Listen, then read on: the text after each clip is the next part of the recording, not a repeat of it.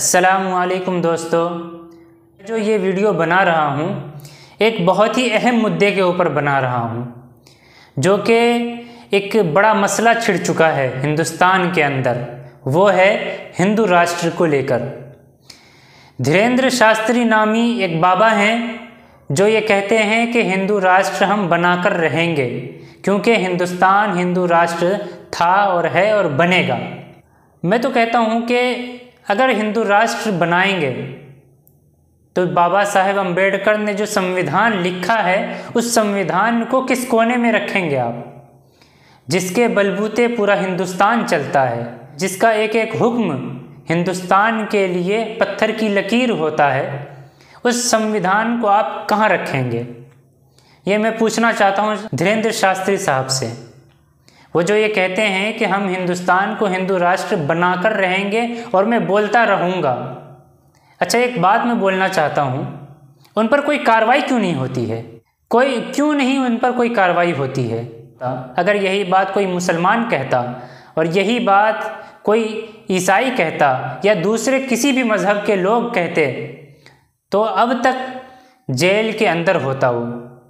लेकिन धीरेंद्र शास्त्री बाबा ये खुल्लम खुल्ला कह रहे हैं और खुलेआम कह रहे हैं और ये भी कह रहे हैं कि मैं बोलता रहूँगा।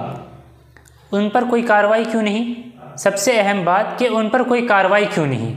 अच्छा, धीरेंद्र शास्त्री कहते हैं कि मैं हिंदू राष्ट्र बनाकर रहूँगा, तो फिर आप जो हैं खुल्लम खुल्ला बाबा साहेब अम्बेडकर का जो संविधान लिखा हुआ है आप उसकी तौहीन कर रहे हैं, और संविधान की तौहीन करने वाला कभी बख्शा नहीं जाना चाहिए।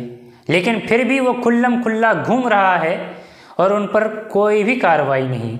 और जो हिंदू राष्ट्र की बात कर रहे हैं और जितने भी मेरे दोस्त हैं, मेरे भाई हैं, हिंदू भाई हैं, वो एक बात सुन लें, हिंदू राष्ट्र से आप ये ना समझें कि आपको कोई फ़ायदा होने वाला है, बल्कि आपका ही नुकसान होगा।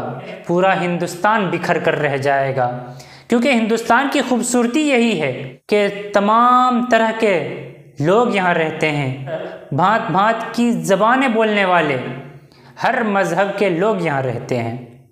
यही तो हमारे हिंदुस्तान की खूबसूरती है। आप पूरी दुनिया घूम लें, आपको जो है हिंदुस्तान जैसा खूबसूरत मुल्क कहीं नहीं नज़र आएगा।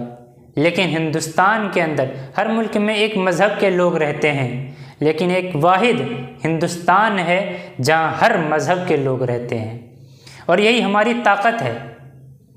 आप एक उंगली से कुछ नहीं कर सकते, लेकिन जब पांचों उंगली मिल जाए तो एक पंजा बन जाता है, और इससे किसी का हुलिया बिगड़ सकता है। ऐसे ही हमारा हिंदुस्तान है। इस हिंदुस्तान की खूबसूरती को बाकी रखना है हमें किसी भी बाबा के बहकावे में नहीं आना है। ना ये हिंदू राष्ट्र था, न है, ना बनेगा। हर कोई अगर हिंदू राष्ट्र का नारा लगाए तो फिर मुसलमान भी एक तरफ निकल जाएंगे मुस्लिम राष्ट्र का नारा लगाने के लिए, ईसाई भी निकल जाएंगे ईसाई राष्ट्र का नारा लगाने के लिए। तो फिर हिंदुस्तान कहाँ रहा? ये तो बंटवारा हो जाएगा हिंदुस्तान का। फिर क्या ये धीरेंद्र शास्त्री हिंदुस्तान का बंटवारा चाहते हैं क्या? आकार पटेल नामी एक लेखक हैं, वो लिखते हैं कि हिंदुस्तान में हिंदू राष्ट्र से हिंदुओं का ही बड़ा नुकसान होने वाला है। उन्होंने दो बातें बयान की है, दो वजह बयान की उन्होंने।